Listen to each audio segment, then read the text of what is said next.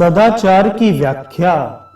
भगवान श्री कृष्ण कहते हैं, मानव को चाहिए कि ब्रह्म वेला में जग जाए और धर्म तथा अर्थ के विषय में विचार करे।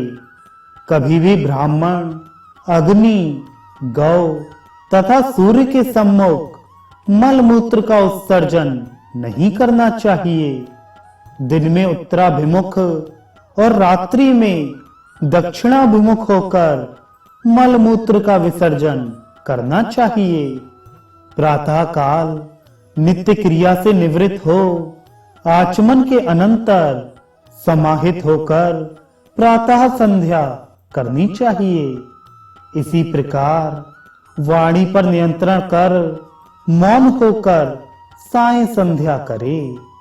भगवान सूर्य को उगते हुए तथा अस्त होते हुए नहीं देखना चाहिए। ऋषियों ने दीर्घकालीन तपस्या आदि से दीर्घायु को प्राप्त किया। धार्मिक राजा को चाहिए जो द्विज, प्रातः तथा सायं संध्या नहीं करता, उसे शूद्र कर्म में नियोजित कर दे।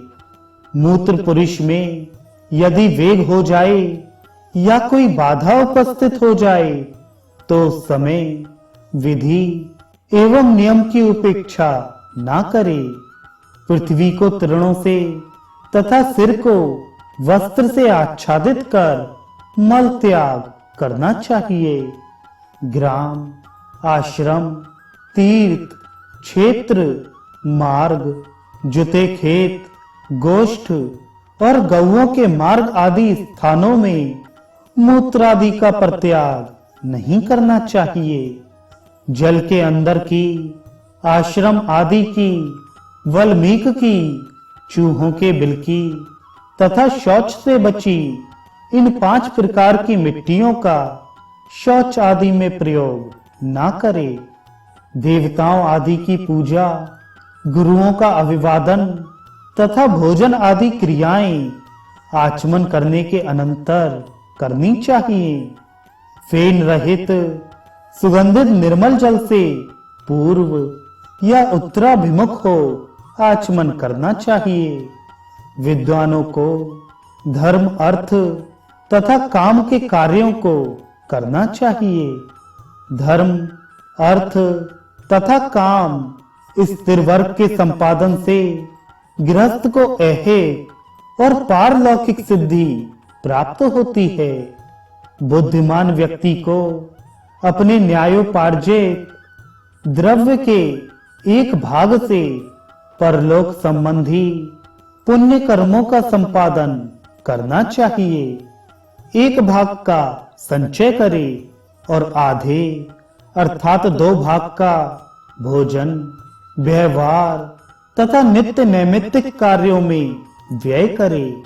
अतः न्याय पूर्वक धन के उपार्जन के लिए प्रयत्न करना चाहिए, क्योंकि धन के माध्यम से ही धर्म, काम आदि पुरुषार्थ सिद्ध होते हैं। पूर्वान काल में ही केश प्रसाधन, आदर्श दर्शन, दंत धावन तथा देवताओं का पूजन आदि कर लेना चाहिए। मल मूत्रादि क्रियाएं घर से दूर करनी चाहिए तथा घर का जूठन आदि भी दूर फेंकना चाहिए। मिट्टी के ढेले को तोड़ने वाला, तिनकों को टुकड़े टुकड़े करने वाला, नख काटकर खाने वाला, नित्य उच्छिष्ट भोजन करने वाला तथा वस्तुओं में मिलावट करने वाला इस संसार में अधिक दिनों तक नहीं जीता। दूसरे की स्त्री को नग्न नहीं देखना चाहिए, अपने मल को भी ना देखे। रजस्वला स्त्री को ना देखे, ना उसका स्पर्श करे और ना उससे वार्तालाप करे। जल में मूल मल का उत्सर्ग तथा मैथुन नहीं करना चाहिए। केश, राख, कपाल, मलमूत्र, भूसी, अंगार, अस्थि पंजर तथा रस्सी आदि पर ना बैठे। विद्वानों को चाहिए कि ब्राह्मणों को प्रणाम करे तथा उन्हें बैठने के लिए आसन प्रदान करे। जाते समय उन्हें कुछ दूर तक पहुंचाने जाए। टूटे फूटे आसन पर ना बैठे और फूटे हुए कांसे के पात्रों का उपयोग ना करे। बालों को खोलकर भोजन ना करे। नग्न होकर स्नान और शयन ना करे। झूठे स्थान पर ना बैठे। झूठे हाथ से सिर का स्पर्श ना करे, क्योंकि सभी प्राण सिर में स्थित रहते हैं। सिर के बालों को ना खींचे और ना सिर पर प्रहार करे। पुत्र और शिष्य को कोड़े से नहीं मारना चाहिए। अपने सिर को दोनों हाथों से एक साथ नहीं खुजलाना चाहिए। बिना कारण सिर से स्नान नहीं करना चाहिए। ग्रहण के बिना रात्रि स्नान नहीं करना चाहिए।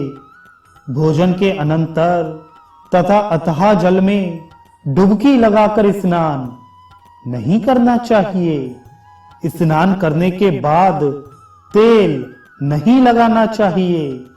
तिल पिष्ट नहीं खाना चाहिए, क्योंकि इससे आयु क्षीण होती है।